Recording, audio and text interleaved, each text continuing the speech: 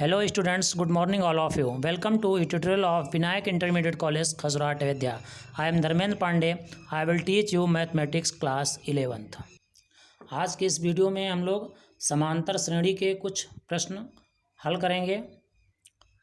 प्रश्न दिया गया है, यदि तीन समांतर श्रेणियों के n पदों के योगफल क्रमशः S1, S2, S3 हैं, प्रथम पद क्रमशः 1, 2, 3 तथा सार्वांतर 1, 3, 5 हैं, तो दर्शाइए कि S1 plus S2 plus S3 is equal to 3/2 n 3n plus 1।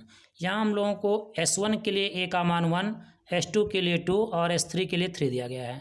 इसी प्रकार से S1 के लिए d का मान 1, S2 के लिए d का मान 3 और S3 के लिए d का मान 5 दिया गया है। हम लोग पिछले वीडियो में योगफल के फार्मूले के बारे में पढ़े थे। Sn is equal to n/2 2a plus n-1 into d, जहाँ n पदों की संख्या a प्रथम पद और d सार्वांतर होता है। चूँकि यहाँ पर योगफल जो दिए गए हैं वो S1, S2, S3 दिए गए हैं, तो S1 के लिए हम लोग निकालेंगे S1 is equal to n/2 2 into a। S1 के लिए a का मान 1 और d का मान 3 दिया गया है, इसलिए हो जाएगा n/2 2 इंटू a की value 1 plus n-1 into D की वैल्यू 1। हम लोगों को मिलेगा इज इक्वल टू 9/2 2 प्लस n-1 is equal to n/2 n plus 1। इसी तरीके से अगर हम लोग S2 के लिए निकालेंगे तो S2 के लिए यहाँ हम लोग देख रहे हैं a की वैल्यू 2 और d की वैल्यू 3 दी गई है। a की वैल्यू 2 और d की वैल्यू 3 दी गई है, तो यहाँ पर हम लोग S2 is equal to n/2 2a plus n-1 into D, A की जगह पर यहाँ पर हम लोग 2 और डी की जगह पे 3 पुटअप करेंगे, इज इक्वल टू मिलेगा हम लोगों को 9/2 4 plus 3n-3 is equal to 9/2 3n plus 1।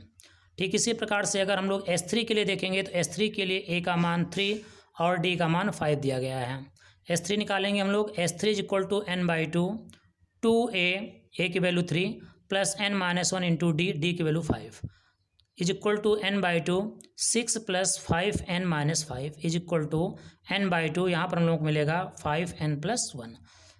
अब यहाँ पर हम लोगों को सिद्ध करना है S1 plus S2 plus S3 is equal to 3/2 n 3n plus 1।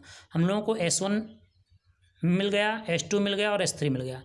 हम तीनों को S1 S2 S3 को तीनों को क्या करेंगे, हम लोग जोड़ देंगे।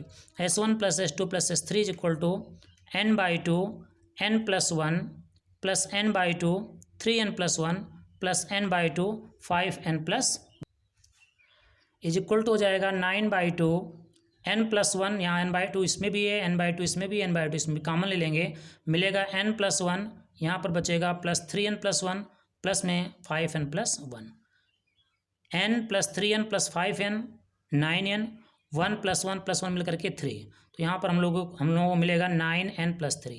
अब इसमें हम लोग देख रहे हैं 3 इसमें भी है 3 इसमें भी, अगर 3 हम लोग कॉमन ले लेंगे तो इज इक्वल टू 3n/2 और हम लोगों के पास बचेगा 3n प्लस 1।